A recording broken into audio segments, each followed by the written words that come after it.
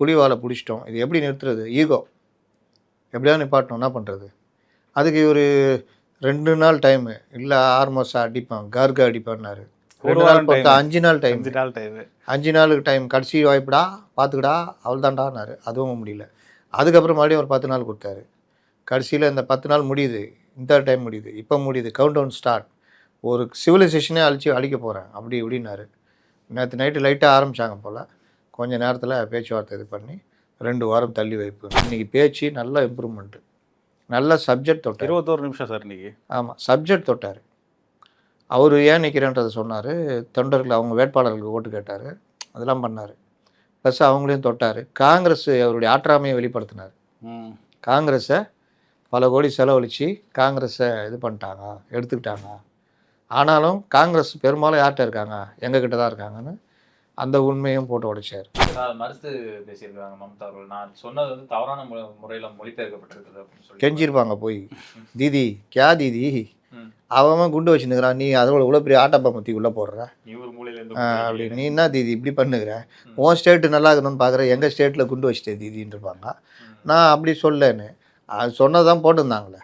கர்கா முருகான்னு சொல்லுங்கிறது அந்த அம்மா. மைக்கேம் நேயர்களுக்கு அன்பான வணக்கம். தொடர்ந்து நம்ம தேர்தல் சம்பந்தமாக பல்வேறு விஷயங்களை பற்றி பேசிகிட்டு இருக்கோம். நேற்று கூட வேட்புமனு நிராகரிப்புலாம் பல இடத்துல நடந்திருக்கு.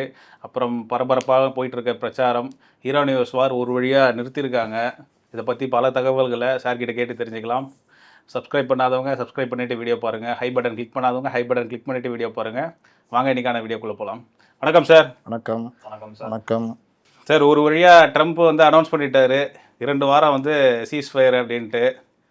கடைசியில் போரில் நாங்கள் தான் ஜெயிச்சிட்டோன்ட்டு தம்பட்டு அடிக்க ஆரம்பிச்சிட்டாரு. அதாவது 3 பேருக்குமே நஷ்டம். போர ஆரம்பித்தது ட்ரம்ப்பும் இஸ்ரேலும். அவர்கள் சொன்ன காரணம் அணு ஆயுதம் வந்து வச்சுருக்காங்க, அதை அளவுக்கு அதிகமாக தயாரிக்கிறாங்க. அணு ஆயுதம் தயாரிக்கிறதுக்கான இதுக்கு போகிறாங்க. அவங்க சொன்னது நாங்கள் அதுக்கு தயாரிக்கல, நாங்கள் மின்சாரம் மற்ற விஷயங்கள். இது விஷயம் வந்து 2018 ட்ரம்ப் இந்த வேலையை ஆரம்பித்தார். ஏன்னா ஈரான் ஒரு ஒப்பந்தம் போட்டு ஈரானை கட்டுப்படுத்தி தான் வச்சுருந்தாங்க.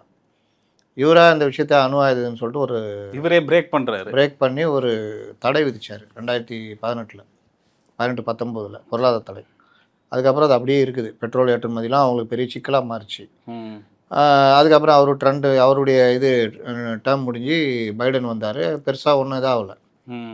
அதற்கு பிறகு மறுபடியும் இவர் வந்த பிறகு வரும்போதே நான் ஈரான் அது பண்ணுவேன் இது பண்ணுவேன்லாம் பேசி தான் வந்தார்.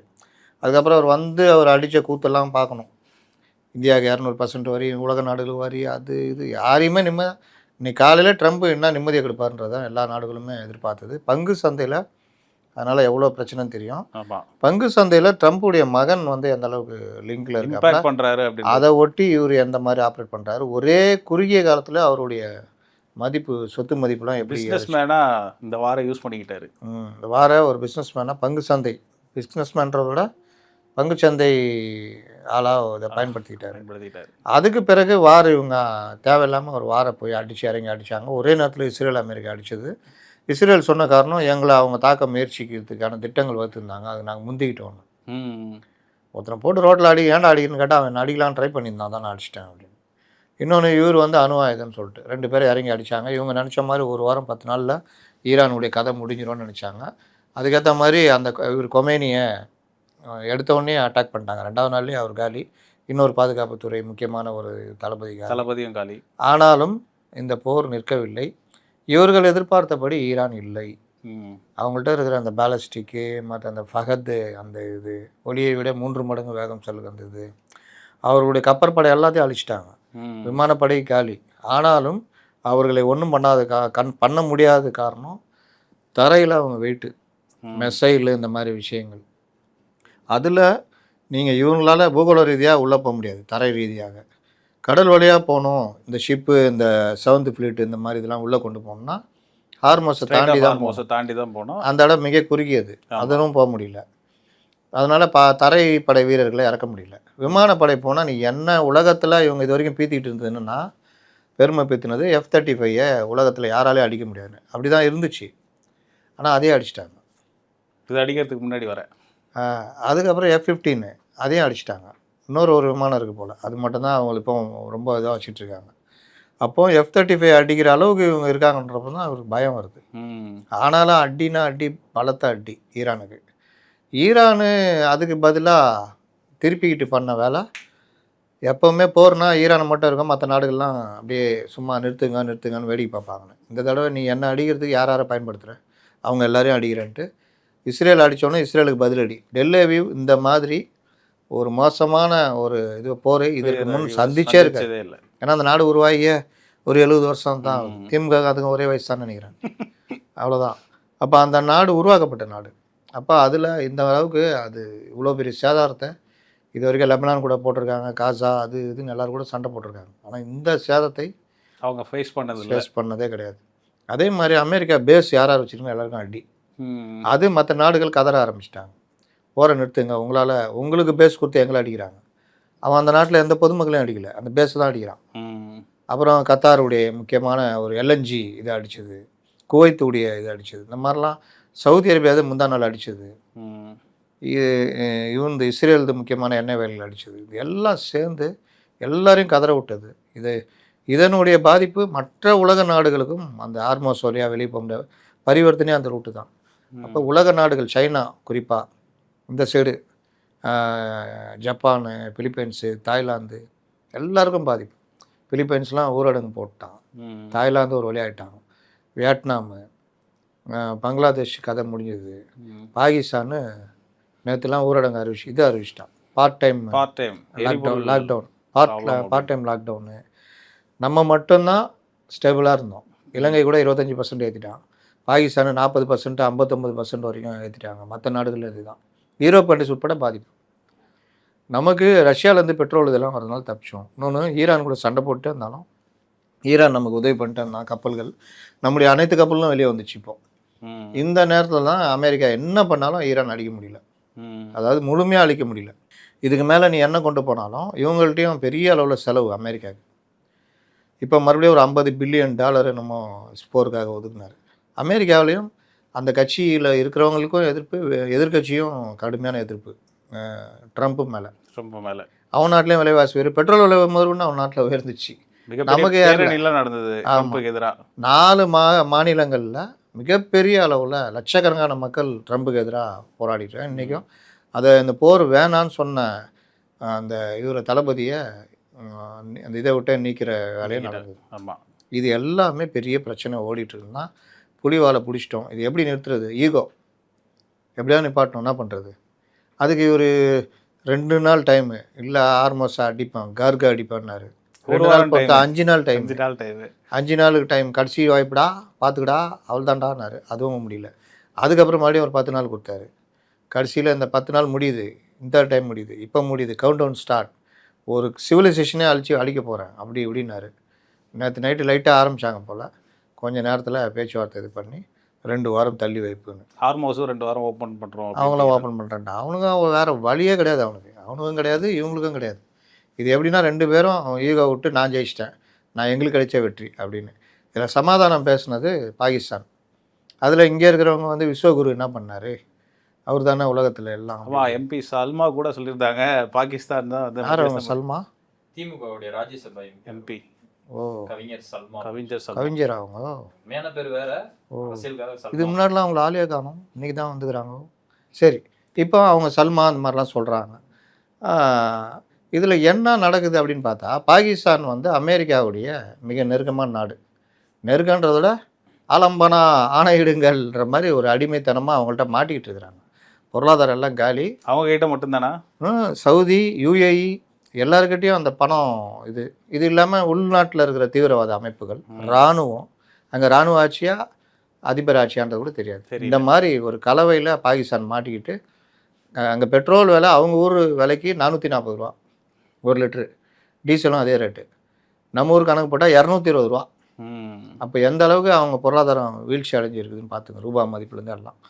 அப்போ அவங்களும் இப்போ ட்ரம்புக்கு ஒரு ஆள் தேவையில்லை, பேசுறதுக்கு நீ பேசுப்பா அப்படின்னு சொல்லி அவங்களுக்கும் வேறு வழி இல்லை, இறங்கி தான் போய் ஆகணும். ஒரு 2 நாளுக்கு முன்னாடி தான் ஜெய்சங்கரும் அந்த வெளியுறவுத்துறை அமைச்சரும் பேச்சுவார்த்தை நடத்தினாங்க. யார்? ஈரானுடைய வெளியுறவுத்துறை அமைச்சரும் ஜெய்சங்கரும் பேச்சுவார்த்தை நடத்துனாங்க. அப்போ இந்த மாதிரி விவகாரங்கள்ல என்ன பண்ணுறன்றதுல இந்தியாவுடைய பங்களிப்பும் இருக்குது. நீங்கள் வந்து கொஞ்சம் இறங்கி போனோம் பார்த்துக்குங்க. இப்படிலாம் ஹார்மோஸை திறந்து விட்டிங்கன்னா கொஞ்சம் உங்களுக்கு ரிலீஃப் கிடைக்கும். இந்த மாதிரிலாம் சொல்லியிருக்கலாம். கார்கில் வந்து கிட்டத்தட்ட பெரிய அளவில் இப்போ கார்கில் 1,86,00,000 பேரல்ஸ் இருக்குது. போர் முடிஞ்சு இப்போ இந்த 2 வாரத்தில் மற்ற நாடுகளுக்கு சேல்ஸ் பண்ணுறதோ மற்றதோ பண்ணாங்கன்னா ஈரான் வந்து டக்குன்னு எந்திக்கலாம். ஈரானில் அதிக அளவில் பாலங்கள் மற்ற விஷயங்கள் இருக்குது. பாலத்தை அடிக்க போகிறோன்னாங்க. இந்த மாதிரி இதெல்லாம். அப்போ 3 பேருமே அடி. அதாவது இந்த சினிமாவில் ஹீரோவும் இந்த ஹீரோ வருவாப்புல, ஜெய்சங்கர் இது கேமியோ ரோல் வருவாப்புல. 2 பேரும் சண்டை போட்டுக்குவாங்க. 2 பேரும் ஒருத்தர் வீழ்த்த முடியாது. கடைசியில் டயர்டாகி ஒரு மாதிரி யாராவது அந்த உண்மை சொல்லி, டேய் 30 வருஷம் முன்னாடி காணாம போன தம்பிடா அவன், பாட்டு கேட்டியா நீ அப்படின்ட்டு ஒரு பாட்டு பாடுறா அப்படின்ட்டு அப்புறம் சேருவாங்க. அப்போ 2 பேரும் அவ்வளோ காயப்பட்டிருப்பாங்க. அந்த மாதிரி காயப்பட்ட 3 நாடுகளும் வேறு வழி இல்லாமல் ஒன்று சேர்றத பார்க்குறோம். 2 வாரம் தள்ளி வச்சுருக்காங்க. உடனடியாக பெட்ரோல் கச்சா எண்ணெய் விலை $100 கீழே இறங்கிடுச்சு. ஆமாம், $93 வந்துருக்கு. இன்னும் 2 வாரத்துலன்னா நீங்கள் 60, 80, 60, 70க்கு வந்துடும். பழைய இதுக்கு வரதுக்கு வாய்ப்பு இருக்குது. இதே நேரத்தில் தங்க விலை ஏற ஆரம்பிச்சு நம்ம முதலீடுகள் மறுபடியும் அதை நோக்கி நகரும். இன்றைக்கே ஏறிடுச்சு. அப்போ இது ஒரு நல்ல செய்தி. இன்னொன்று ஹார்மோஸ் திறந்ததுன்றது பல நாடுகள் உடனடியாக இந்த பசியில் இருக்கிறவங்க சாப்பிட்ற வறுமூச்சு விட்ட மாதிரி எல்லாருக்கும். நீங்கள் ரொம்ப சாதாரணம் இல்லைங்க. நம்மளது இப்போது 2 கோடி முட்டை நடுக்கடலில் பூட்ட கேஸ். அது ஒரு நாளைக்கு 50 லட்சம் முட்டை நாமக்கல்லேருந்து ஏற்றுமதி பண்ணுறாங்க. அதெல்லாம் இப்போ அதெல்லாம் திறந்தா டக்குன்னு எல்லாரும் அப்படியே புனர்ஜென்மம் எடுத்த மாதிரி பண்ணுவாங்க. நல்லாயிருக்கும். ட்ரம்புக்கு மறுபடியும் கிறு பிடிக்காமல் இருக்கணும். அது ரொம்ப முக்கியம். பிடிக்காதுன்னு நினைக்கிறேன். ஏன்னா இதை பயன்படுத்திங்கன்னா அப்படி கெத்தா பார்த்துக்கோ. இதுதான் சொன்னேன். நல்லா இவங்க ஜெயிச்சிட்டாங்க, அவங்க சைடு அவங்க ஜெயிச்சிட்டாங்க. யாரா ஜெயிப்பா? மக்கள் நிம்மதியாக ஜெயிச்சிட்டாங்கப்பா. அவ்வளோதான். நீதி வென்றது. எல்லாரும் ஒரே வார்த்தை நீதி வென்றுன்னு சொல்லிங்க அப்படின்ற மாதிரி ஒரு நிம்மதி நடந்துருக்குது. சரி சார், அப்புறம் இங்கே தமிழ்நாட்டுக்கு வருவோம். தேர்தல் போர். விஜய் அவர்கள் வந்து நெல்லையில் பிரச்சாரம் பண்ணியார். நீங்கள் கூட நிறைய தடவை சொல்லியிருக்கீங்க, ஹெலிகாப்டரில் வந்து அந்த ஊருக்கே இறங்கி பக்கத்தில் கார் வழியாக போலாட்டு தூத்துக்குடியில் இறங்கி அங்கே இது பை ரோடு தான் வந்திருக்காரு. ரோட் ஷோ பர்மிஷன் வாங்கி வந்திருக்காரு. இன்றும் சொல்கிறீங்க வாங்கிட்டாரு. ஆனால் அதுலேயுமே வரும்போது பல பேர் விழுந்தாங்க. அவர் மாற்றிக்க மாட்டார். நம்ம வந்து நம்மளால் சொல்கிறதா சொல்ல முடியும். ஒரு 36 தொகுதி இருக்குது சென்னையை தாண்டி 3 தாண்டா. அப்போ ஒரு குறுகிய காலத்தில் பேசணும். அதுக்கு இவர் பயன்படுத்திக்கிறதுக்கான ரூட்டை சொல்கிறோம். நம்மளா சொல்கிறோம். ஜெயலலிதாலாம் அந்த இதை பண்ணாங்க. சக்ஸஸ் ஃபார்முலா அது. அதே மாதிரி வேட்பாளர்களை மேலே நிற்க வச்சு அறிமுகப்படுத்தணும். இன்றைக்கி அந்த வேலையை அவர் பண்ணாரா? பண்ணல. இதுதான் பிரச்சனை. இவர் எல்லாம் கற்றுக்க முடியறதுக்குள்ள தேர்தல் முடிஞ்சு அடுத்த தேர்தல் வந்துடும். திமுக நல்லதில் ஆட்சியில் இல்லை, அதனால தான் பர்மிஷன் ஈஸியாக கிடச்சிது. இது அவங்க இருந்ததுன்னா அப்படி பேசுறதுக்கு விஜய்க்கு உரிமை இருக்குங்க. அப்படி பேச உரிமை இருக்குது. அப்படி தான் பேசணும் தேர்தலில். இப்போ இவர் பேசுகிறாருல்ல FCRS கிறிஸ்தவர்களுக்கு எதிரானதுன்னு, நீட்டை கொண்டு வந்து துரோகம் பண்ணிட்டீங்கன்றாருல. 28 மாநிலம் தான் நீட்டுக்குது. தமிழ்நாட்டில் மட்டும் கொண்டு வந்து துரோகம் பண்ண மாதிரி ஒரு கருத்தை உருவாக்குறாங்கல்ல. அந்த மாதிரி நீ எனக்கு பர்மிஷன் கொடுக்கல, தேர்தல் ஆணையம் இருக்கிறதுனால எனக்கு பர்மிஷன் கிடைச்சிது. அப்போ ஏன்பா சென்னையில் பண்ணலன்னு யாரும் கேட்க மாட்டாங்க. அது இது அதெல்லாம் மரப்பம் பண்ணி அது நேற்று அது நேற்று ஆட்சியில் இருந்தப்போ தானே சார் விக்ரவாண்டியில் முதல் மாநாடும் மதுரையில் 2ஆம் மாநாடும் வெற்றிகரமாக நடத்துனாங்க அவங்க. அதுக்கு பிறகு தானே இவருடைய வளர்ச்சியை பார்த்து பயந்து போய் பர்மிஷன் கொடுக்கல. அப்போ அதில் வளர்ச்சி இல்லையா சார்? அது வர அது எடுத்தவொன்னே காமிக்கும் போது தெரில அவங்களுக்கு. அதுக்கப்புறம் எங்கே கிரவுண்டு காலி ஆகுதுன்னு தெரியணும்ல முதல்ல. அதுக்கப்புறம் தான் சங்கத்தை கலைங்கப்பா அப்படின்ற மாதிரி வேலை பண்ணாங்க. அப்போ இவருக்கு வந்து ஏங்க அது ஒரு பாட்டு, இவர் வெளியே போகாமல் இருக்கிறதுக்கு சொல்கிறது ஒரு பாட்டு.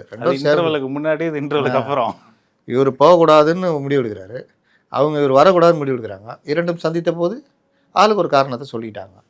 அதில் கரூர்லலாம் பெரிய பிரச்சனையாச்சு. கரூர் இவருக்கு பெரிய சாதகமாக இவர் பயன்படுத்தினார். அவங்க SOP கொண்டு வந்தாங்க.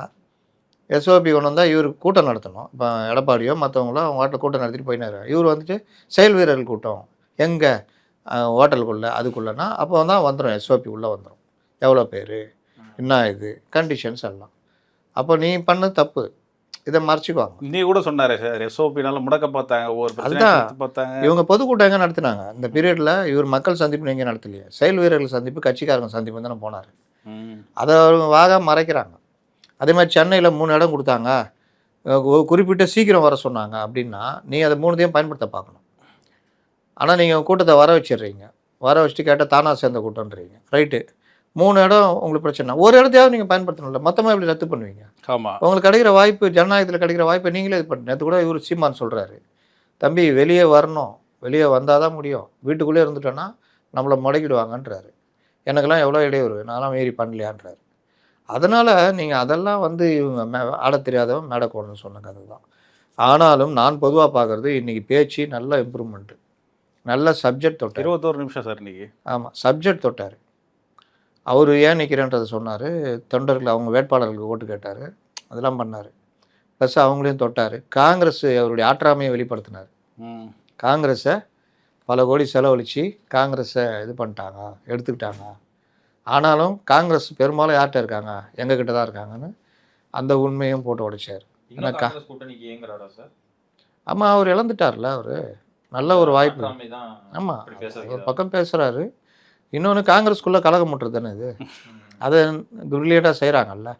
எல்லாத்துக்கும் மேலே நான்லாம் நேற்று சில பேர்ட்ட சொல்லிகிட்டு இருந்தேன், விஜய் இதை தான் தொடணும், தொட்டால் தான் விஜய்க்குன்னு. என்ன திமுக பாஜக கள்ள உறவுன்னு மம்தா சொன்னாங்கல்ல, அதை ஹைலைட் பண்ணணும். அதை மறுத்து பேசியிருக்காங்க மம்தா அவர்கள். நான் சொன்னது வந்து தவறான முறையில மொழிபெயர்க்கப்பட்டிருக்குது அப்படின்னு சொல்லி கெஞ்சிருப்பாங்க போய், தீதி கியா தீதி, அவன் குண்டு வச்சுன்னுக்கிறான், நீ அதோட இவ்வளோ பெரிய ஆட்டப்பா மத்தி உள்ளே போடுற இவர் மூலையிலேருந்து அப்படி, நீ என்ன தீதி இப்படி பண்ணுகிற, உன் ஸ்டேட்டு நல்லா இருக்கணும்னு பார்க்குற, எங்கள் ஸ்டேட்டில் குண்டு வச்சுட்டே தீதின்னு இருப்பாங்க. நான் அப்படி சொல்லன்னு அது சொன்னதான் போட்டிருந்தாங்களே, கற்கா முருகான்னு சொல்லுங்கிறது அந்த அம்மா. அதனால் அது வேறு விஷயம். சொல்லிட்டாங்கல்ல, அப்புறம் விலகலாம் வேறு மேட்ரு. இன்றைக்கி இவர் பேசிட்டார்ல, பாஜக திமுக கள்ள உறவு, அதான் மேட்ரு. கள்ள உறவை வச்சு பண்ணுறீங்க, அதை அடித்தாதான் சிறுபான்மை ஓட்டு இவருக்கு வரும். அந்த டெக்னிக்கை அவர் கையில் எடுக்கணும். அவரே சொல்றாரு, சிறுபான்மையினர் ஓட்டு எனக்கு தான் இருக்கு, ஒவ்வொரு வீட்டுக்குள்ள போனதுக்கு அப்புறம் தான் நான் வந்து கட்சி ஆரம்பிச்சேன் அப்படின்னு சொல்றாரு. அதான் இன்னைக்கு இம்ப்ரூவ்மெண்ட் இருக்குது. சிறுபான்மையினர் வாக்குகள் எந்து தான் அப்படின்றத கொண்டு போகணும்.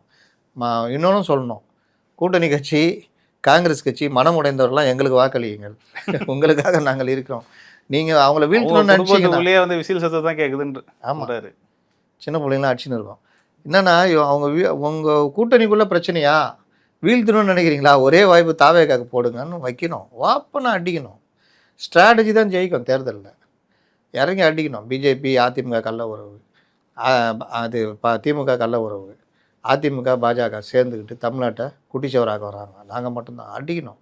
அதனால் அது கரெக்டு, இன்றைக்கி பேசுனதெல்லாம் கரெக்டு. அடுத்து தூத்துக்குடியில் என்ன பேசுகிறான்னு பார்ப்போம். சரி சார், இந்த பிரச்சாரத்துக்குலாம் இவ்வளோ போராடி பர்மிஷன் வாங்க வேண்டியதாக இருக்குது. இந்த சைடு பார்த்தோன்னா முதல்வர் அவர்கள் வந்து ஃப்ரீயாக அப்படியே காலைல வந்து காஃபி சாப்பிட போகிறேன், அங்கே பிரச்சாரம் பண்ணுறாரு, வேட்பாளர் இதெல்லாம் பண்ணுறாரு, அவங்களுக்கு ஈஸியாக கிடச்சிது, இவங்களுக்கு ஏன் போராடி வாங்குற மாதிரி இருக்குது? ஏங்க 4 பேர் வராங்க அவர் போகும்போது, அதுலேயும் எத்தனை பேர் ஜூனியர் ஆர்டிஸ்ட்னு தெரியாது. ஏதோ பாவம் போகிறார் போட்டுமாங்க, ஒரு டீயே குடிச்சிட்டு அவங்களே செட் பண்ணால வந்துட்டு அவங்கள்ட்ட இவர் கேட்குறாரு, எங்களுக்கு ஏன் ஓட்டு போட வேண்டும் என்று நீங்கள் தீர்மானித்தீர்கள் அப்படின்னு. நான் எப்போப்பா தீர்மானித்தேன் உனக்கு போடுறேன்னு சொல்லிட்டுன்னு கேட்டாங்க வச்சுங்க, கதை கந்தல். என்னடா இது, என்ன ஆளை அனுப்பிச்சிக்கிற அப்படின்னு. அதனால் செட் பண்ணி அனுப்பிச்சனால இந்த கேள்வி கேட்குறாரு. அதனால் அவர் பாவங்க, ஒரு 4 பேர் 5 பேர் கூடுறாங்க, ஒரு ரோட் ஷோ நடத்துட்டு கஷ்டப்பட்டுங்கிறாரு. இவருக்கு விஜய்க்கு ஒரு இது இப்போது ஒரு காணொலி ஒன்று பரவுது பாருங்கள், அந்த பையன் சூப்பராக பண்ணுறான், அப்படி பண்ணிட்டு அப்படி தூக்கி போடுறான் விஜய்கிட்ட. அவரும் கரெக்டாக பிடிச்சிடுறாரு, பிடிச்சி ஸ்டைலாக அந்த கண்ணாடி போட்டு அப்படியே காமிக்கிறாரு. இதை பார்த்துட்டு நைனா நம்மளும் பண்ணலாமா, பண்ணலாம், போடு தூக்கி வச்சா கேட்ச் பிடிச்சா அசிங்கமாகிடும், அதனால் கையில் கொடு அவனு வாங்கி யூரம் போட்டுக்கிறாரு. இது எப்போ மாற போகிறீங்க, இதுவா ஸ்ட்ராட்டஜி விஜய் பார்த்துன்னு? விஜய் ரோட்டில் போனால் என்ன ஆகும்? அதுதான் அடுத்த கேள்வியே வருது. இப்போ இவர் வந்து காலைல வந்து டீ குடிக்கிறேன்ட்டு ரோட்டில் போகிற மாதிரி விஜய் இறங்கி ரோட்டில் போனால் என்ன ஆகுன்றது. விஜய் விரல் என்டக்குதே, விஜய் கை என்டக்குதேன்னு வானுங்க, பிச்சு எடுத்துருவாங்க. ரோட் ஷோ போகிறதுக்கே அவ்வளோ கூட்டம் வருது, கும்பல் வருது. விஜய்லாம் இறங்கி ரோட்டில் போனால் அவள் தாங்க ரசிகரில் பிச்சு எடுத்துக்கானுங்க, கை காலு சட்டை. அவங்க பண்ண மாட்டேங்கிறாங்களோ, அது அவருக்கு அந்த பயம் இருக்கும்ல. நீ முன்னாடி சொல்லியிருந்தீங்க அவங்க வந்து இந்த ரோட் ஷோ மட்டும் தான் நம்பி இருக்கிறாங்க, ஏன்னா அவருக்கு பேச்சில் திறமை இல்லைன்னு. அவர் நடந்தா அது இன்னும் இம்பாக்ட்ஃபுல்லா இருக்கும்னாக்கா அவர் இறங்கி நடக்கலாமே, நடக்கலாம். இந்த ஐடியா ஏன் அவருக்கு வரல? ஒரு 4 விரல் கொஞ்சம் செருப்பு மட்டும் தான் வீடு வந்து சேரும், பரவாயில்லையா? பவுன்சர் தான் இருக்காங்களா சார்? பவுன்சரா சார்? இன்னைக்கு ஒருத்தர் வந்து வேன் வந்து டிரைவர் போய் அண்ணா நமஸ்காரம் புடிச்சு தூக்கி அப்படியே பவுன்சர் நிற்கும் போது தான் பேஸ்கெட் பால் ஆடினான் ஒருத்தன், பார்த்தீங்கன்னா இல்லையா? அழகாக வச்சுக்கினே இருக்கிறான் அப்படியே. அவன் பவுன்சர் என்ன பண்ணுறான், தட்டி விடணும்ல வரும்போது. சரிங்க, தர்பீஸை தூக்கி போட்டான், உள்ளே புசி உட்காந்து தலைமையில் விழுந்துச்சுன்னாங்க, அது தெரில என்ன உண்மைன்னு. அப்போது நல்லா இங்கு ஒரு இதில் வச்சுட்டு அப்படி தூக்கி போட்டிருந்தா புசி கத்தின்னா ஆயிருக்கும். யோசிச்சு பாருங்க. அதுல பண்ருட்டி பலாப்பழத்தை தூக்கி போட்டிருந்தானே என்ன புஷி மண்டை ஃபுல்லாக ஆணியாக பதிஞ்ச மாதிரி ஆயிருக்கும்.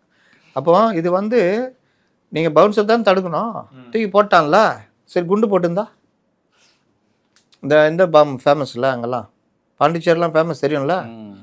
இந்த நூல் கட்டி என்ன சொல்லுவாங்க, வெங்காய வெடி மாதிரி ஆட்ட வெடி கொண்டு அதுதான் தூக்கி உள்ளே நல்லா கொளுத்தி தூக்கி உள்ளே போட்டேன்னா கேட்ச் பிடிச்சிட்டு புஷியை தனித்தனியாக தான் எடுத்துகிட்டு வரணும், பீஸ் பண்ணி. இவர் மட்டும் நல்லா வருவார். அதனால் பவுன்சர்லாம் ஒன்றுமே கிடையாது. ஒருத்தன் யார் நல்லா பேனட்டு மேலே இன்னும் அப்படி யாருனான்ல, வேனில் போனாலும் இந்த கதினா நடந்து போனான்னா கதி. அதனால் அது அவன் ரசிகர், அவன் இது எம்ஜிஆர்லாம் சொல்லுவாரான், அப்படியே கையெல்லாம் கீறி பிச்சு எடுத்துருவான். அதனால் அது எம்ஜிஆர்லாம் இத்தனைக்கும் அப்படி இப்படின்னு வர பட்டுன்னு 2 பேரை தள்ளி விட்டுருவார், இது பண்ணுவார், தைரியமாக இறங்குவார். இவரு தான் இப்படின்னு இந்த என்னை காப்பாற்றி கூப்பிட்டு போயிடுங்கோ அப்படின்ற மாதிரி தான் போகிறாரு. அப்போ என்ன பண்ணுவானுங்க? அதனால் கிள்ளிலாம் வைப்பானுங்க. நான் விஜய் கிள்ளிட்டேன்னு போய் சொல்லுவாங்க. இடுப்புலேயே கிள்ளின மச்சான், அப்படியே ஒரு திருவு. அங்கே போய் பார்த்தா சவுப்பாக இருக்கும் தெரியுமா அப்படின்வான். டேய் கிள்ளி வச்சிக்கிறடா அப்படின்னு. விஜயை தொட்டோம்ல அப்படின்வான். அதனால் அது இந்த கஷ்டம் அவங்களுக்கு இருக்குது. ரோட் ஷோ போக முடியாது. நம்ம தலைவருக்கு பிரச்சனையே இல்லை. என்ன எல்லாம் வந்துட்டிங்களா அப்படின்னு. நம்ம வீடியோ பார்த்து இது ஆரம்பிச்சிட போகிறாங்க. யார் விஜய் ஆரம்பி போக முடியாதுங்க, கஷ்டங்க. சரி சார், இப்போ எடப்பாடி தொகுதியில வேட்புமனு தாக்கல் செஞ்சிருந்த தாவேகா வேட்பாளர் அருண்குமாரோடைய வேட்புமனு வந்து தள்ளுபடி செய்யப்பட்டிருக்குது. 223 தான் நிற்கிறாங்க தொகுதி. அது சரியா நிரப்பப்படலை அப்படின்னு சொல்லி பிழை இருக்கு அப்படின்ட்டு. பிழை இருக்கா? ஆள் எஸ்கேப்புங்க. அதான் மாயம். அப்புறம் என்ன பிழை இருக்கிறது? பிழை இருக்குன்னு கேட்டிருக்காங்க. போட்டிருந்தாங்க எங்கப்பா வேட்பாளர்னா வேட்பாளர் சரி மாற்று வேட்பாளரை பிடிப்பா மாதிரி வைஃபு தான் சார் மாற்று வேட்பாளர். அவங்களையும் காணோம். ஆமாம், ஹஸ்பண்ட் ஒய்ஃப் 2 பேரும் எஸ்கேப்பா. டிஜிபி ஆஃபீஸ்ல கம்ப்ளைண்ட் கொடுத்துருக்காங்க. அதனால இதெல்லாம் நடக்கும். ஆனால் எப்படி சார் எடுத்துக்கிறது? அவ்வளோதான், யாராவது விலைக்கு வாங்கியிருப்பாங்க. அதுல சில பேரோட பார்வை என்னவா இருக்குதுன்னா, ஏடிஎம்கே விலைக்கு வாங்கியிருப்பாங்களா? வாங்கியிருக்கலாம், வாங்கிறதுக்கு வாய்ப்பு இருக்கு. எடப்பாடி தொகுதி இருக்கு, எடப்பாடியே வாங்கியிருப்பாரு. என்ன இப்போ அதுக்கு அதான் நடக்க தான் செய்யுன்றேன். எலெக்ஷனால எலெக்ஷனில் எல்லாம் பண்ணுவாங்க, ஜெயிக்கிறதுக்கான அனைத்து வேலையிலும் பண்ணுவாங்க. இதில் பாராட்ட வேண்டிய விஷயம் 233 தொகுதியில் இவங்க வேட்புமனு ஏற்கப்பட்டிருக்கு. இதுக்கு பிறகு கொஞ்சம் பேர் காணப்படுவாங்க. அது காண போகாமல் பார்த்துக்கணும். வாபஸ் வாங்கிடுவான், ஜெயிச்சு முடிச்சு வாபஸ் வாங்கிடுவான். இது வேட்பாளர் அறிவிக்கிற வாபஸ் வாங்கிடுவான். அப்புறம் போய் அப்படியே அந்த மாவட்ட அமைச்சர் முன்னாடி சேர்ந்துருவான் கட்சியில். அதனால் அந்த மாதிரிலாம் இல்லாமல் 233 பேரும் நின்று களத்தில் நிற்கிறாங்கன்னா உண்மையிலேயே முதல் டெஸ்ட்டே இந்த கட்சி பாஸ் பண்ணிடுச்சுன்னு அர்த்தம். அதான் சார், அது சில பேர் என்ன சொல்கிறாங்க அப்படின்னாக்க, விஜய் நிற்கிற பெரம்பூர் தொகுதியிலையும் அதிமுக கூட்டணியிலேருந்து கூட்டணி கட்சிக்கு ஒதுக்கி இருக்கிறாங்க அந்த தொகுதியை. இவர் வந்து எடப்பாடி தொகுதியில் வேட்பாளரே போடாமல் விட்டுருக்கிறாரு. இது எடப்பாடி தொகுதியில் விஜய் வேட்பாளர் போட்டான்னா போடாட்டின்னு அதெல்லாம் ஈஸியாக ஜெயிப்பாங்க. அதெல்லாம் ஒன்றும் பிரச்சனை இல்லை. 8 தடவை ஜெயிச்சுது. அதெல்லாம் அவங்களோட கோட்டை. அது விஜய் வந்து நான் திரும்ப சொல்கிறேன், விஜய் பிரிக்கிற வாக்குகளில் 75% மேலே டிஎம்கேக்கு ஒரு ஓட்டு தான், மீதி தான் ஏடிஎம்கேலேருந்து வரும். அது வந்து அவர்கள் வெற்றியை பாதிக்கிற அளவு வராது. அப்படியே வருதுனாலும் இங்கே 75%, அந்த 25 கழிச்சிங்கன்னா 50% இவங்க லாஸ், அந்த 50% அவங்களுக்கு கெயின். அப்படி தான் மாறும். அதனால தான் சொன்னேன், சென்னையில் கோட்டைக்குள்ளே ஓட்ட போடுறாரு விஜய். தயவுசெய்து சென்னை வேட்பாளர்கள் விஜய் படத்தை வீட்டில் வாங்கி வைத்து கும்பிடவும். ஏன்னா விஜய் வந்து அவங்களுக்கு அவ்வளோ ஹெல்ப் பண்ணுறாரு. இதுதான் உண்மை. விஜய் அவர்கள் என்ன சொல்கிறாரு, கேண்டிடேட்ஸ் எல்லாம் வந்து டாட்டாவையோ பிர்லாவையோ எல்லாம் போடல, நம்ம வீட்டிலேருந்து உங்கள் வீட்டிலேருந்து ஒருத்தர் தான் சூஸ் பண்ணி போட்டிருக்கேன் அப்படின்றாரு. நீங்கள் கூட சொல்லியிருந்தீங்க வேட்பாளர் தேர்வு எப்படி போயிட்டு இருந்ததுன்ட்டு. இந்த நிலையில் அவர் இப்படி சொல்கிறாரு. ஆனால் 100க்கும் மேற்பட்ட வேட்பாளர்கள் வந்து தாவேகாவை சேர்ந்தவர்களே கிடையாது, எல்லாம் மாட்டு கட்சியிலேருந்து வந்தவங்க. அதை சொல்ல உண்மையாகவே அவர் தான் சார் கூட்டணி கட்சி நடத்துகிறாரு. உண்மையிலே இல்லை, அது மறுவாழ்வு மையம். பாஜகலேருந்து கொஞ்சம் பேர், அதிமுக, திமுக, உண்மையான பெரிய கூட்டணி, மெகா கூட்டணி அது. ஆனால் எல்லாம் ரிட்டையர்டு, தொத்தி விட்டப்பட்டது, கைவிடப்பட்டது, கண்டம் பண்ணப்பட்டது. இந்த மாதிரி நல்வாழ்வு மையம், மறுவாழ்வு மையம், தேர்தல் மறுவாழ்வு மையம். ஆமாம், தேர்தல் மறுவாழ்வு மையம் நல்லா தான் இருக்குது. இது எல்லா டிக்கெட்டும் வந்து அவர் சொல்கிற மாதிரி ஏழைகளும் ரொம்ப பேர் இருக்காங்க, கஷ்டப்படுறவங்க, வசதியானவங்களையும் போட்டிருக்காரு. மரியவேல் செல்வண்ணா தள்ளு வண்டி வியாபாரமாக பண்ணுறாரு, இல்லை நம்ம ஆதவ அர்ஜுனா பழ வியாபாரமாக பண்ணுறாரு. பெரிய பெரிய ஆள்லாம் இருக்கிறாங்க, சாதாரண ஆட்களும் போட்டிருக்காரு. அதனால் எல்லாம் கலந்தது தான். சரி, ஏன் அவங்கள்ட்ட காசு வாங்கினீங்க? கொஞ்சம் பேர்ட்ட காசு வாங்கியிருக்கீங்க, கொஞ்சம் பேர்ட்ட கம்மியாக வாங்கியிருக்கீங்க, ஏகப்பட்ட இதெல்லாம் இருக்குது அவங்களுக்கு. சரி, சென்ட்ரல்லேருந்து அவங்களோட ஒரு ஒருங்கிணைப்பு இருக்கணும்ல, அது இல்லைன்னு நான் சொல்கிறேன்ல. இந்த கட்சிக்கு இல்லை. வேட்பாளர்கள்ட்ட என்ன நடக்குது, ஏது நடக்குது, உங்கள் மாவட்டம் பகுதி ஒத்துழைக்கிறாங்களா, தேர்தல் செலவுக்கு என்ன பண்ணுறீங்க, இந்த மாதிரி டைரெக்ஷனு, இவ்வளோ போஸ்டர் உங்களுக்கு அனுப்பி வைக்கிறோம், இதெல்லாம் பண்ணுவோம், உங்களை மாவட்டத்திலேருந்து அது மாநிலத்திலேருந்து இவர் பிரச்சாரத்துக்கு வருவார். இந்த மாதிரி எந்த வித ஒருங்கிணைப்பு எதுவும் இருக்கிற மாதிரி தெரியல. வெறும் அவங்க மேலிடத்துலேருந்து பார்வையாளர் மாதிரி ஆள் அனுப்புகிறாங்கன்னு மட்டும் சொல்கிறாங்க. அது கூட எந்த அளவுக்கு உண்மைன்னு தெரியல. இப்படி தான் போய் கொண்டிருக்கிறது. முதலமைச்சராக ஆட்சியை பிடிக்கும் கட்சியாக இந்த கட்சியை கொண்டு போகணுன்ற நம்பிக்கை அவர்களுக்கே போயிடுச்சு. நம்ம ஒரு இதை சக்தியை காமிப்போம் அப்படின்ற லெவல் தான் இப்போ வந்திருக்காங்க. ஆனால் அதை வெளியே காமிச்சிக்காமல் போராடணுன்றது தான் என்னுடைய இது. வெளியே காமிச்சின்னா முடிஞ்சிடும் கதை. மூடி வச்சிருக்க வரைக்கும் தான் மரியாதை. சரி சார், இது பல பேருக்கு வந்து வேட்புமனு ஏற்கப்பட்டது, நிராகரிக்கப்பட்டதெல்லாம் போயிட்டு இருந்தது. முக்கியமான கேண்டிடேட் யாருக்காவது ஏற்காமல் விட்டு போச்சா? அப்படி இப்படி இழுத்தாங்க, அப்புறம் ஒத்துக்கிட்டு இது பண்ணி செங்கோட்டையனே நிறுத்தி வச்சிருக்கோம் அப்படின்லாம் சொன்னாங்க. கடைசியில் கிளியர் ஆகிடுச்சுலாம். கிளியர் ஆகும். கொஞ்ச நேரம் மரண பயத்தை காமிச்சிட்டு அப்புறம் சரி பண்ணுவோம். மரண பயத்தை காட்டிட்டாங்க பரமா. ஆமாம். சரி சார், இந்த தொடர்ந்து உதயநிதி அவர்களும் எடப்பாடி அவர்களும் எலியும் புடையுமா மாற்றி மாற்றி சண்டை போட்டுக்கிறாங்க. நீங்கள் கூட சொன்னீங்க எடப்பாடி அவர்கள் வந்து நீங்கள் உங்கள் ஸ்டேட்டஸை குறைச்சிக்காதீங்க அப்படின்ட்டு. கண்டினியூ ஆகிட்டு தான் இருக்குது. எப்படி பார்க்குறீங்க? அவர் ஒரு கட்டத்தில் இவர்கள் நீங்கள் பார்த்தீங்கன்னா திமுகவுடைய நான் சொன்னல டிஎன்ஏலே இது இருக்குன்னு. அது நீங்கள் பார்த்தீங்கன்னா காமராஜர், ராஜாஜி, சிவாஜி கணேசன் அவர்லாம் கை காசை போட்டு திமுக வளர்த்தவங்க ஆரம்பத்தில். அவர் வந்து திருப்பதி போனாராம். சிவாஜி கணேசன் திமுக விட்டு போனார் தெரியுமா? சொல்லுங்கள். திருப்பதி கோயிலுக்கு போனார். வந்தவொடனே அந்த பகுத்தறிவுவாதிகள்லாம் குதிக்க ஆரம்பிச்சிட்டாங்க. நம்ம பகுத்தறிவு கட்சியில் இந்த மாதிரி திருப்பதிக்கு போகிறதா, கோயிலுக்கு போகிறதான்னு. அவரும் பொறுத்து பார்த்தாரு. நான் கிளம்புறடா ராசான்னு சொல்லிட்டு அண்ணாட்ட சொல்லிட்டு நேராக காங்கிரஸில் போய் சேர்ந்துட்டார். இப்போ கோயிலால் கிடக்குறீங்க, சனாதனம் என்பது டெங்கு மலேரியா போல் அது வேறு இருக்கப்பட வேண்டியன்னு சொல்லிட்டு பார்த்தா சாப்பாக்கம் தொகுதியில் இப்படி நின்றுக்கிறாப்புல மாலை போட்டு. சனாதனத்தின் காவலர் தான் அங்கே பூஜை பண்ணுகிறாரு. அங்கேயும் தொடர்கதையா அவருக்கு திருநீர் வச்சிருக்காங்க, அதை அழிச்சிருக்கிறாரு. யாரு? உதயநிதி அவர்கள். யார் வச்சாங்க? அங்க யாரோ அங்க இது பண்றாங்க. அதெல்லாம் சீனு. நீ ஏங்க போற கோயிலுக்கு போய் இது போய் நிற்கிற? நீ தான் சனாதனத்தை வெறுக்கிற ஆள் தானே. நான் போகக்கூடாதுன்னு சொல்லலையே. சனாதனத்தை வெறுக்கிற ஆள் நீ. இல்லை, இவ்வளோ பேச்சு பேசிட்டு போகக்கூடாது. அங்கே ஏன் போகிற? ஆமாம், வேற என்ன? அப்போ தான் அதனால தானே கேள்வி கேட்குறோம். ஏன்பா எடப்பாடி பழனிசாமி இவ்வளோ பெரிய பட்டா வச்சுன்னுக்கிறார் நான் கேட்குறோம். இல்லை மற்றவங்கள கேட்குறோமா? காங்கிரஸில் ஏன்பா அப்படி பண்ணுறீங்க, பிஜேபியில் ஏன்பா அப்படி பண்ணுறீங்க, யாராக கேட்குறோமா? நீ என்னமோ சிறுபான்மை காவலர் மாதிரி சர்ச்சுக்கு போவ, அங்கே போய் நோம்பு கஞ்சி குடிப்ப, இங்கே விநாயகருக்கு வாழ்த்து சொன்னால் சொல்ல மாட்டேன். என்ன இறக்குமதி கடவுள்? இறக்குமதி கடவுளோ ஏற்றுமதி கடவுளோ ஜனங்க நம்புகிறாங்கல்ல, ஜனங்களுக்கு பக்தி இருக்குல்ல, அவங்க தானே ஒன்று ஓட்டு போடுறாங்க. அப்போ நீ அந்த ஜனங்களுக்கு தானே நீ வாழ்த்து சொல்லணும். தீபாவளி வந்து இந்த பண்டிகை அந்த பண்டிகைன்ற தீபாவளி ஏன் போனஸ் கொடுக்குற? பொங்கல் போனஸாக மாற்று. தீபாவளி உங்கள் வீட்டில் யாரும் கொண்டாடுறது இல்லையா? எந்த திமுக வீட்லையும் தீபாவளி கொண்டாட மாட்டாங்கல்ல. இவர் வாழ்த்தே சொல்ல மாட்டார். இவர் வீட்டில் கொண்டாடாமல் இருப்பாங்களா?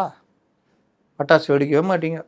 பிள்ளைங்களோ சின்ன பிள்ளைங்க கூட இறக்குமதி பண்டிகை. நாம் பகுத்தறிவு காவலர்கள். பகுத்தறிவே இதை சொல்லலையே. பகுத்தறிவே இதை சொல்லலை. பகுத்தறிவு என்ன சொல்லுது? உன்னை பேசி திருத்த தான் சொல்லுது. நீ வந்து நம்பிக்கை இல்லாதன்னு கிண்டல் பண்ணுறதோ இந்த மாதிரி வேலைலாம் செய்யாதன்னு சொல்ல. இதுதான் பிரச்சனை. அதனால் இவர் போயிட்டு கும்பிட்டுக்குன்னு இவங்களுக்கு வந்தால் ரத்தம், மற்றவங்களுக்கு வந்தால் சட்னி. அப்போ இவருடைய டிஎன்ஏல இந்த இது அடுத்தவர்களை கிண்டல் பண்ணுறது இந்த மாதிரிலாம் இருக்குது. இப்போ சிவாஜி கணேசன் எல்லாரையும் பண்ணாங்க, எம்ஜிஆரை பண்ணாங்க, படாத பாடுபடுத்தினாங்க எம்ஜிஆரை, ஜெயலலிதா பண்ணாங்க, அடுத்து எடப்பாடி பழனிசாமி. எம்ஜிஆர் ஜெயலலிதாவுக்கு எப்படி பண்ணாங்கன்னா எம்ஜிஆரை ஒரு திறமை இல்லாத ஆளுன்ற மாதிரி காமிச்சாங்க. இவர் ஒன்றுக்கும் உதவாதவர், எங்கள் தலைவர் மட்டும் அப்படின்னு, அது நிர்வாக திறமையே இல்லாத ஒரு எம்ஜிஆர்னு இப்படிலாம் பண்ணாங்க. அந்த எம்ஜிஆர் தான் தமிழ் பல்கலைக்கழகத்துக்கு கொண்டு வந்தார். தமிழ் ஐயோ தமிழ்ன்ட்டு ஒன்றுமே செய்யலை. தமிழ் பல்கலைக்கழகம், தஞ்சை தமிழ் பல்கலைக்கழகம் எம்ஜிஆர் கொண்டு வந்தது. நீங்கள் எத்தனை வருஷம் ஆண்டிங்க? தமிழுக்காக என்ன பண்ணீங்க? ஒரு நீதிமன்ற மொழியாவது கொண்டு வர முடியுது அவங்களால? அரசாணை தமிழில் வரணும்னு எப்போவோ போட்டாச்சு. தமிழில் போடுறீங்களா? எது உங்களை தடுக்குது? அரசாணை போடுறீங்க, ஆங்கிலத்தில் போட்டுக்குங்க, தமிழ்லேயும் போட வேண்டியதானே. எது உங்களை தடுக்குது? பக்கத்தில் கர்நாடகா கேரளாவுக்கு போங்க. அப்போ என்ன தமிழ் உருட்டுறது தானே. இப்படியெல்லாம் பண்ணி அடுத்தவங்க இது பண்ணுறது. இதில் எம்ஜிஆரை பண்ணி ஜெயலலிதா பண்ணி அடுத்து இப்போ எடப்பாடி என்ன பண்ணுறீங்க? மனுஷனை விட ரொம்ப மோசமாக அவரை ட்ரீட் பண்ணுற மாதிரி பண்ணுறீங்க. இது வந்து மக்கள் ரசிப்பாங்கன்னு நினச்சிக்கிட்டு பண்ணுறாரு அவர் உதயநிதி. ஆனால் காலில் விழுறதெல்லாம் கிண்டல் பண்ணி இவர் பேசிகிட்டு இருக்காரு. இவர் கட்சியில் என்ன நடக்குது? விழலையா? காலில் விழுறது தமிழர் பண்பாட்டில் ஒன்று. சரி, ஒருத்தன் ஆதாயத்துக்காக விழுறான், ஒரு தடவை சொல்லலாம், 2 தடவை சொல்லலாம். அதையே தான் சொல்லுவேன், வேறு எதுவுமே எனக்கு தெரியாதுன்னு என்ன அர்த்தம்? இன்னைக்கு உதயநிதி அவர்கள் பரப்புரையில வந்து அந்த படம் எதையுமே காட்டல அவரு. அதுக்கு கீழ இருந்து ஒருத்தர் வந்து படம் எங்க அப்படின்னு கேட்டிருக்கிறார். அதுக்கு உதயநிதி வந்து நான் விட்டாலும் நீங்க விடுறது இல்ல ம் அப்படின்னு சொல்லியிருக்கிறாரு. அது செட்டப்பு. ம். படம் காட்டினதுக்கு எதிராக பெருசாக படம் காட்டிட்டார் அவர். ம். அடி மரண அடி. அதுக்கு பயந்து தான் இப்போ ஆரம்பிக்கிறது. வேறு எதாவது ஆரம்பித்தாரா? காரு சோறுன்னு இனி பேச மாட்டாங்க. ஏன்னா அவர் நேராக இன்ஸ்டாகிராம் வரைக்கும் போயிட்டார்.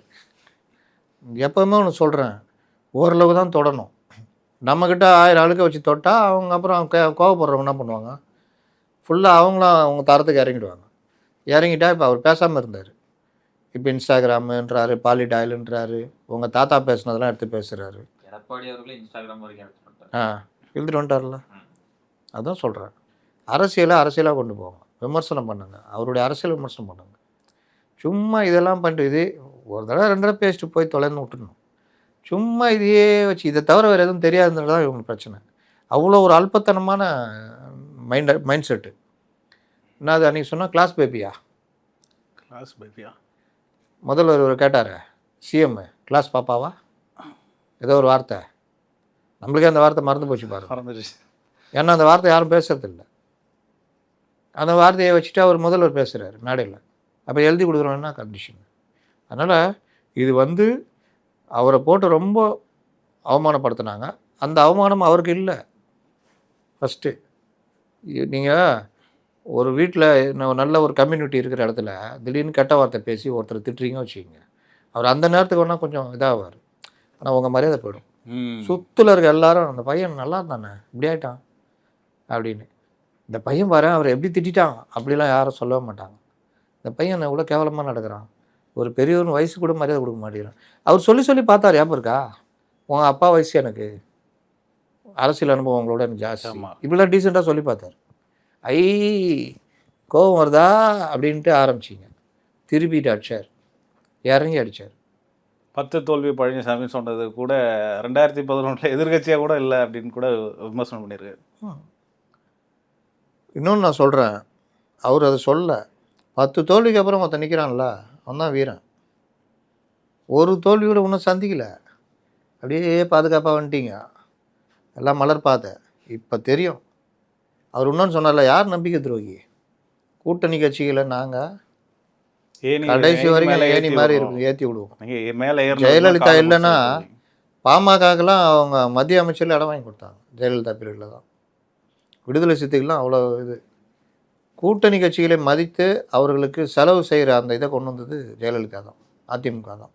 இங்கே அதையே கூட நீங்கள் அந்த மாதிரி செலவழிக்கிறத கூட ஒரு இந்த தன்மையோடு பார்க்குறது, நம்மளுக்கு கீழே இருக்கிறவன் தானே அப்படின்ட்டு அந்த வார்த்தை தானே வெளியே வந்துச்சு. அதில் தானே ஆதவர்ஜினா சொன்னார், என்ன ஒன்றால் நாங்கள் என்னாலும் தான் நீங்கள் அப்படின்னாரு. பண்டிகைக்கு முதலாளிகள் தொழிலாளிகள் கொஞ்சம் ஏதாவது சேர்த்து செய்வாங்க, அது போல நினச்சி செய்யலாம். இந்த மாதிரி விஷயங்கள்லாம் அவர் அப்படி சில்லறையை செதற விடுறது மாதிரி. அது கூட்டணி கட்சி எத்தனை கட்சி காலி பண்ணீங்க நீங்கள்? மானம் மரியாதை எல்லாம் போய் நிற்கிறாங்க, நடுத்தல் நிற்கிறாங்க. இதில் அவர் உட்காந்துட்டு திரும்ப வீரவசனம் பேசினுக்கிறார். அவர் ஒவ்வொரு நாளும் ஒவ்வொரு டியூன் பண்ணுவாங்க, ரேடியோவில் ஸ்டேஷன் வைப்பாங்கல்ல, மெட்ராஸ் வை, இப்போலாம் தெரியாதுல்ல, மறந்து போவங்களாம் தெரியாது. அப்போலாம் மெட்ராஸ் வைப்பா, இப்போலாம் எஃப்எம் கேட்க. ஆமாம், அது வை. எஃப்எம்னு வச்சுக்கலாமா? 98.3 வை, வேணாம் சன்னு வை, 106.1 வை. அந்த மாதிரி திரும்ப ஒவ்வொரு தடவையும் டியூன் பண்ண அதுக்கேற்ற மாதிரி அவர் பாடிக்கிட்டு இருக்காரு. அவர் திரும்ப அவர்கள் சொல்லியிருக்கிறாரு என்னன்னாக்க, எனக்கு எவ்வளோ சீட்டு கிடைக்குதுங்கிறது அதெல்லாம் முக்கியம் இல்லை, வலதுசாரிகளையும் மதவாத கும்பலையும் இந்த மண்ணில். அது 98.3. அப்புறம் அதனால தான் நான் ஸ்டாலினை உடும்பு புடியா பிடிச்சிருக்கேன் அப்படிங்கிறாரு சார். அது இது 106.1. சீட்டுங்கிறதே முக்கியம் இல்லையா, குறைக்கிறது கூட்டுறது அதெல்லாம் முக்கியமே இல்லையா, அவருக்கு வந்து மதவாத சக்திகள் வரக்கூடாதான். அது சூரியன் எஃப்எம். அதனால் அவர் டியூனுக்கு ஏற்ற மாதிரி பேசுவார். அன்றைக்கி பேசிட்டார்ல, ரொம்ப அப்செட் ஆகிட்டான்னு சொன்னால முதல்வர் மனசை குளிர வைக்கிறாராம். தொங்கு சட்டசபை வரும்னு சொல்லிட்டாரு. இதுங்க ஒன்றும் லாய்க்கு இல்லாதுங்க.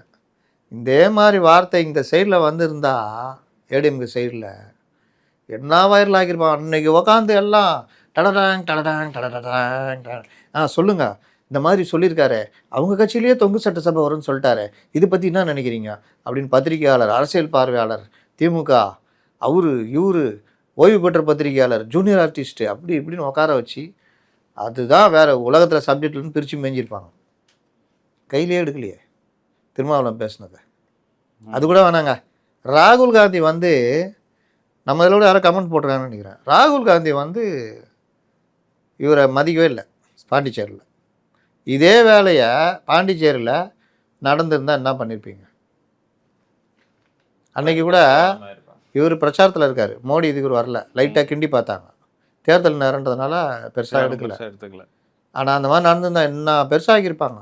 புறக்கணிக்கிறாரா அமித்ஷா, என்ன நடக்கிறது அப்படி இப்படின்னு உருட்டியிருப்பீங்கள்ல.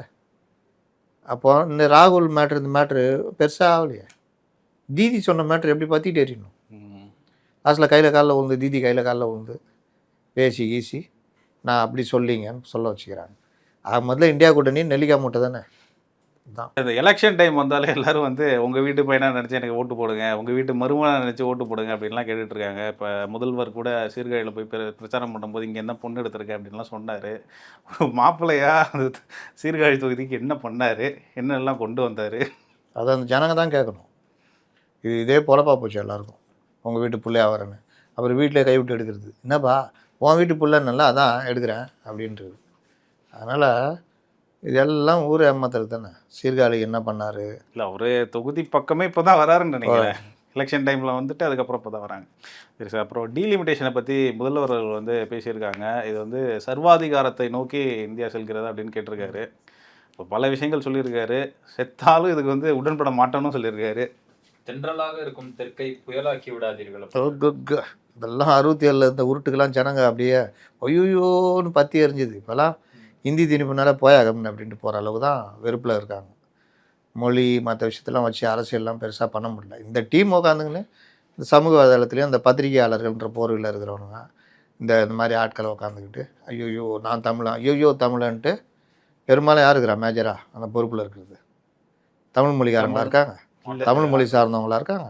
அமைச்சர்களாக மாற்று மொழியில் இருக்கவங்க தான் அங்கே ஆதிக்கம் செலுத்துகிறாங்க. அதனால் இந்த கதையெல்லாம் உருட்டுலாம் ஜனங்களுக்கு தெரிஞ்சு போச்சு.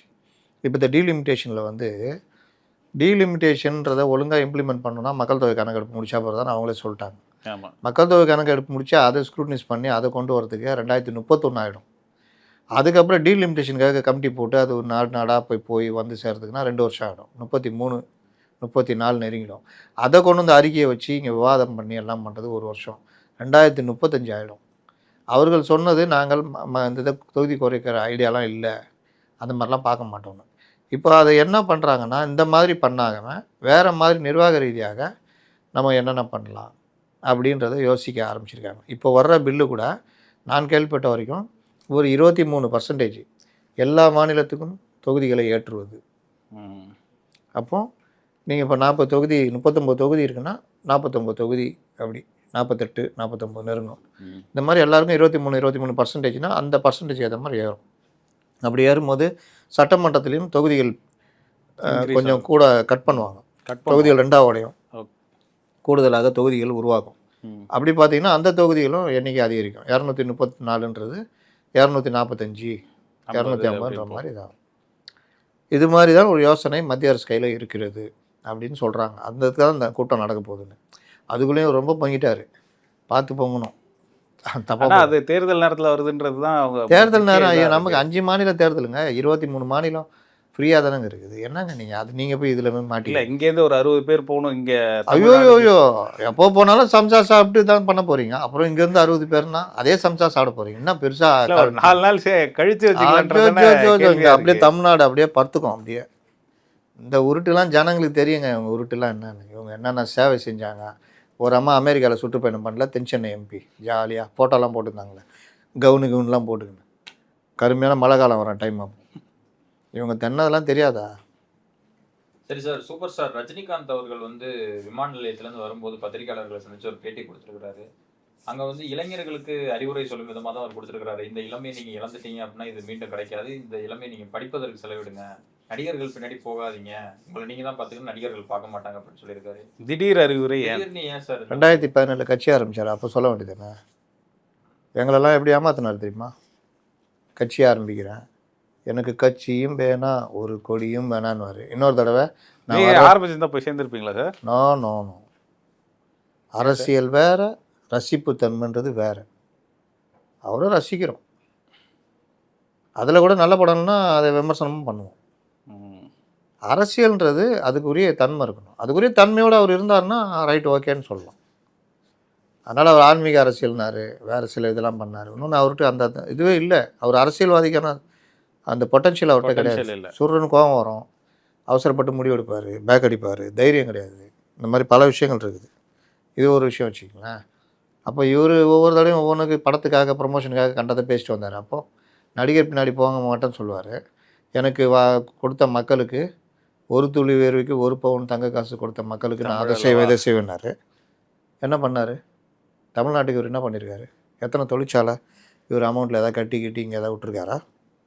இந்த மாதிரி பல விஷயங்கள் நம்ம ஆனாலும் அவர் ஒரு அறிவுரை சொல்கிறாரு, போதை பக்கம் போகாதீங்க. நல்ல விஷயம். ஒரு பெரிய நடிகர் சொல்லும் போது என்னப்பா நீங்கள் மட்டும் சின்ன வயசில் அப்படிலாம் கேட்காம சொல்லிட்டு அப்புறம் கூலி படத்தில் அதான் சொல்கிறேன். அப்போ ஒரு இளைஞனே கேட்குறாருல்ல, அப்போ நீங்கள் முன்னுதாரணம் எம்ஜிஆர் சொன்னார்னா அதுக்கு இது இருக்குது.